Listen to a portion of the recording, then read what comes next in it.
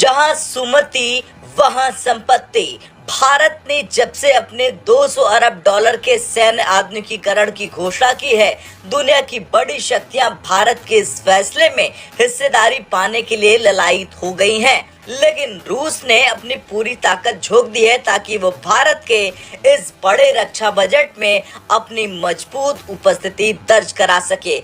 आखिर ऐसा क्या है जो रूस भारत पर इतना दांव लग रहा है और भारत के लिए ये योजना कितनी अहम होगी, चलिए जानते हैं। दरअसल भारत ने अपने 10 सालों में अपने तीनों सेनाओं, थल सेना, नौसेना और वायुसेना के आधुनिकीकरण के लिए 200 अरब डॉलर यानी 17 लाख करोड़ रुपए खर्च करने की योजना बनाई है।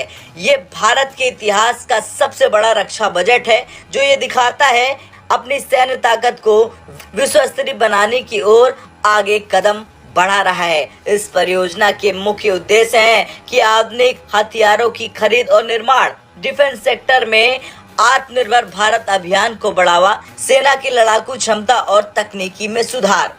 बता दें कि भारत और रूस के बीच संबंध किसी परिचय के मोहताज नहीं है। भारत के रक्षा मंत्री की व्लादिमीर पुतिन से मुलाकात में उन्होंने कहा कि भारत और रूस की दोस्ती पहाड़ों से ऊंची और समुद्र से गहरी है। ये बयान न केवल अमेरिका बल्कि दुनिया के अन्य देशों के लिए कड़ा संदेश है। रूस लंबे वक्त से भारत का सबसे बड़ा रक्षा साझेदार रहा है।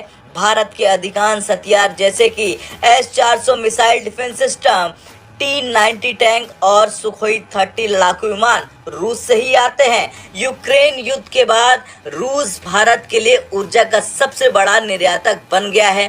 पहले भारत की ऊर्जा जरूरतों में रूस की भागीदारी 1% से भी कम थी। अब रूस भारत को सबसे सस्ते दर पर कच्चा तेल सप्लाई कर रहा, जिससे भारत को बड़ी राहत मिली है। हाल के महीनों में अमेरिका ने भारत के लिए कई समस्याएं खड़ी की हैं, जैसे कि अडानी समूह को निशाना बनाना, इंजन सप्लाई में देरी, भारत की कंपनियों और स्टॉक मार्केट को टारगेट करना। इन घटनाओं ने भारत को अमेरिका पर अत्यधिक निर्भरता के खतरे से आगाह कर दिया।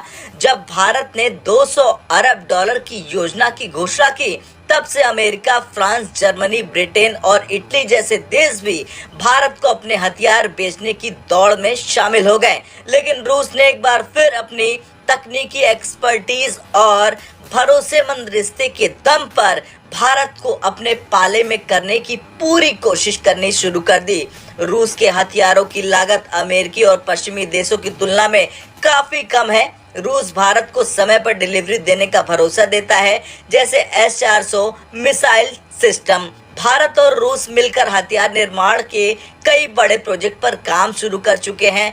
भारत ने पिछले कुछ सालों में बहुस्तरीय कूटनीति के जरिए दुनिया की बड़ी शक्तियों के बीच संतुलन साधा है। हालांकि अमेरिका भारत का रणनीतिक साझेदार है, लेकिन रूस के साथ पुराने और भरोसेमंद संबंधों को नजरअंदाज करना भारत के लिए मुमकिन नहीं है। खैर, भारत का 200 अरब डॉलर का सैन्य आधुनिकीकरण केवल हथियारों की खरीदारी नहीं है, बल्कि ये एक भविष्य की रणनीति है, जिससे भारत अपनी रक्षा शक्ति को नए आयाम पर ले जा सकता है। रूस ने भारत पर भरोसा जताते हुए इस योजना में अपनी पूरी ताकत लगा दी है, लेकिन भारत इस बार हर कदम सोच समझकर उठाएगा।